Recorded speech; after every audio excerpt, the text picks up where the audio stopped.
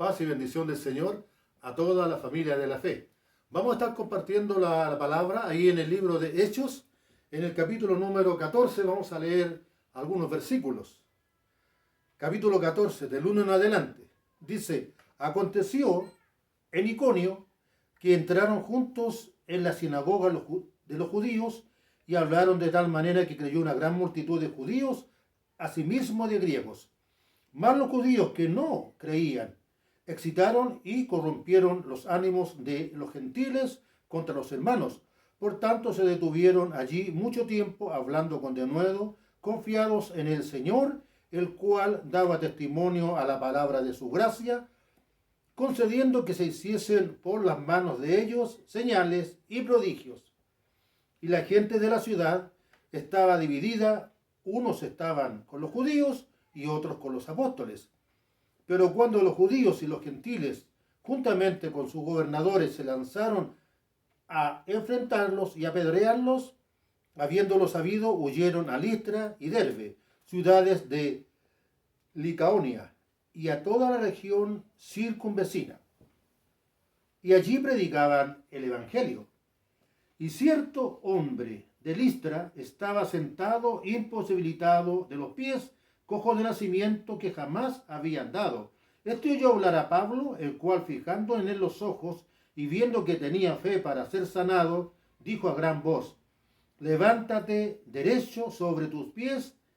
Y él saltó y anduvo. Entonces la gente, visto lo que Pablo había hecho, alzó la voz diciendo en lengua licaónica: dioses bajo semejanza de hombres han descendido a nosotros. Y a Bernabé llamaban Júpiter y a Pablo Mercurio, porque este era el que llevaba la palabra. Y el sacerdote de Júpiter, cuyo templo estaba frente a la ciudad, trajo toros y guirnaldas delante de las puertas, y juntamente con la muchedumbre quería ofrecer sacrificios. Cuando lo oyeron los apóstoles, Bernabé y Pablo rajaron sus ropas y se lanzaron entre la multitud, dando voces y diciendo: varones, ¿por qué hacéis esto? Nosotros también somos hombres semejantes a vosotros, que os anuncian que de estas vanidades os convirtáis al Dios vivo, que hizo el cielo y la tierra, el mar y todo lo que en ellos hay. En las edades pasadas, Él ha dejado a todas las gentes andar en sus propios caminos, si bien no se dejó a sí mismo sin testimonio, haciendo bien, dándonos lluvias del cielo y tiempos fructíferos, llenando de sustento y de alegría nuestros corazones. Y diciendo estas cosas, difícilmente lograron impedir que la multitud les ofreciese sacrificios. Entonces vinieron unos judíos de Antioquía y de Iconio, que persuadieron a la multitud, y habiendo apedreado a Pablo, le arrastraron fuera de la ciudad, pensando que estaba muerto. Pero rodeándole los discípulos, se levantó y entró en la ciudad, y al día siguiente salió con Bernabé para Derbe. Y después de anunciar el evangelio a aquella ciudad y de hacer muchos discípulos, volvieron a Listra, a Iconio y a Antioquía, confirmando los ánimos de los discípulos, exhortándoles a que permaneciesen en la fe y diciéndoles: es necesario que a través de muchas tribulaciones entremos en el reino de los cielos. Los 7 primeros capítulos en el libro de los Hechos se centran en los sucesos de Jerusalén. En los capítulos 8 y 12 se revela cómo el Espíritu Santo rompió las barreras en Judea y Samaria. Y en el capítulo 13 al 28 se presenta la forma en que el Espíritu comenzó a moverse hasta lo último de la tierra.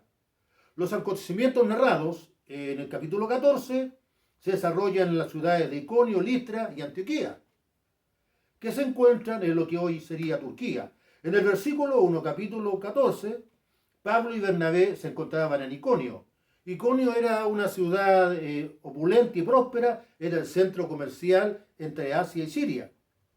Aunque el Imperio Romano pretendía tener una cultura greco-romana en todas las provincias bajo su dominio, se conservaban las costumbres nativas, incluyendo su lenguaje, como por ejemplo en Paraguay hablan español y hablan guaraní. Nosotros aquí en Chile en gran parte, hablamos español y una poquísima parte, cierto número de compatriotas hablan la lengua nativa o el mapurundú.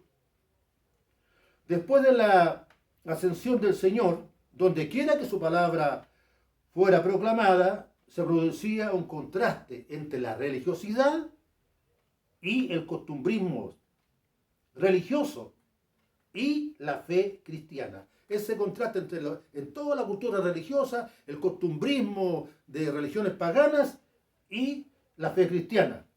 Porque en el Evangelio del Señor, diríamos, es el que señala el propósito de Dios, que Dios ha diseñado para cada ser humano, cuyo objetivo solo puede ser alcanzado por medio de Jesucristo. Ahí se alcanza el propósito para toda persona.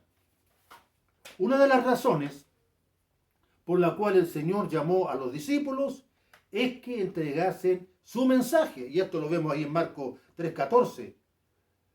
Y es extraordinario que el Señor es el que toma la iniciativa. El verso 13 dice, llamó así a los que Él quiso. La respuesta entonces depende de nosotros a lo que Él nos pide.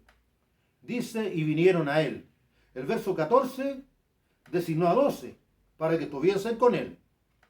Lo conocieron, experimentaron su poder en sus propias vidas y también experimentaron su presencia. Qué tremendo ese tiempo que ellos tuvieron con el Señor, ¿eh? 3 años y medio, lo pudieron conocer de una forma maravillosa. Una vez que el Señor ascendió, ¿qué debían hacer? Hacer lo que Él les dijo. Antes de ascender, vayan por todas partes y anuncien este Evangelio, el Evangelio de Él, del Señor. Anuncien, prediquen, proclamen, compartan. Y es lo normal lo que nosotros deberíamos hacer hoy día. Es normal que nosotros compartamos aquello que el Señor les indicó a los discípulos hace más de 2000 años. Es natural que nosotros lo hagamos, nos corresponde hacerlo. Hoy, en la realidad que estamos viviendo en nuestra sociedad, se levantan las voces de los feministas, los estudiantes, los humoristas, los artistas, los actores, los políticos, anunciando un cambio externo, anunciando un cambio social que, entre comillas, va a producir una renovación en la sociedad.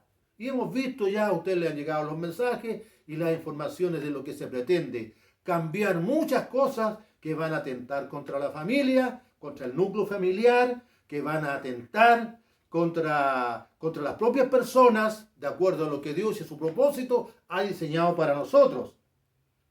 Entonces, todos estos cambios sociales que se prometen enganchan a las personas. Pero nosotros, como iglesia, tenemos algo mucho mejor que ofrecer. Y es aquello que puede transformar una vida, una familia y una sociedad. Y no solamente es un cambio exterior, sino que es un cambio externo.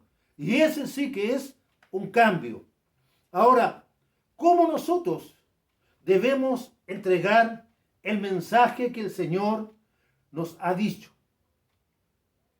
Debemos entregarlo con pasión. Capítulo 14, versículo 1. Aconteció en Iconio que entraron juntos en la sinagoga de los judíos y hablaron de tal manera que creyó una gran multitud de judíos. Hablaron de tal manera. Versículo 3. Por tanto, se detuvieron allí mucho tiempo hablando con denuedo, confiados en el Señor. Hablando con denuedo, es decir, hablando con valor, hablando con energía, hablando con mucha decisión. Porque estamos entregando una verdad, y una verdad creíble. Hace un tiempo atrás se entrevistó a un actor, y le preguntaron cómo él hacía para que la gente aceptara y asumiera lo que él estaba presentando. Y él dijo,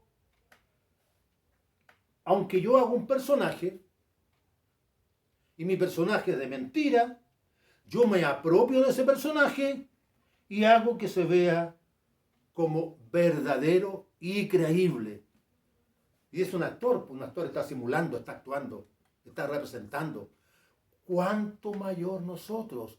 Nosotros no estamos actuando, no estamos presentando una verdad a media. Por si acaso, a lo mejor estamos presentando una verdad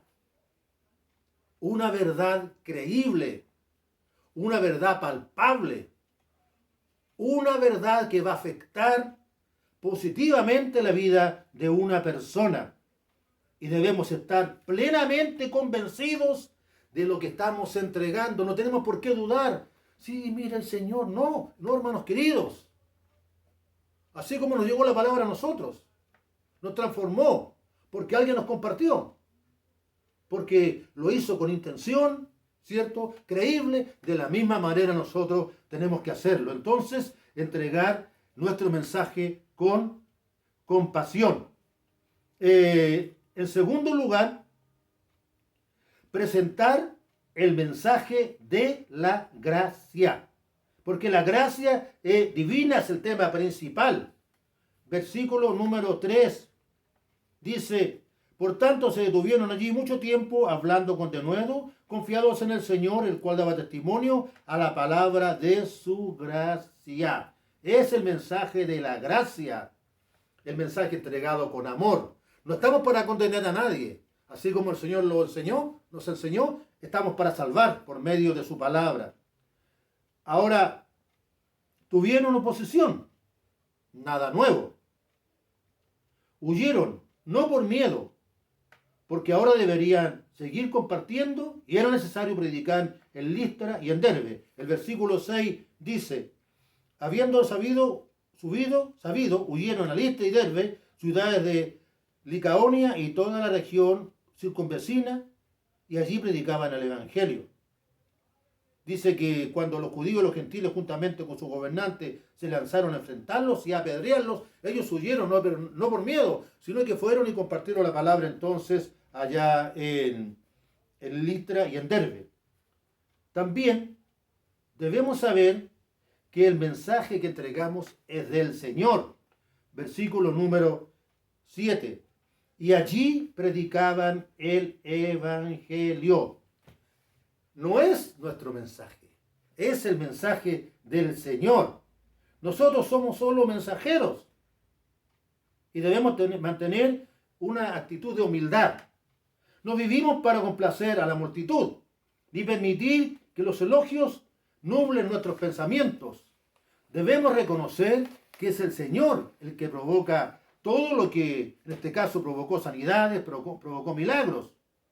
Entonces, como dice Pablo en el versículo 15, dice, varones, ¿por qué hacéis esto?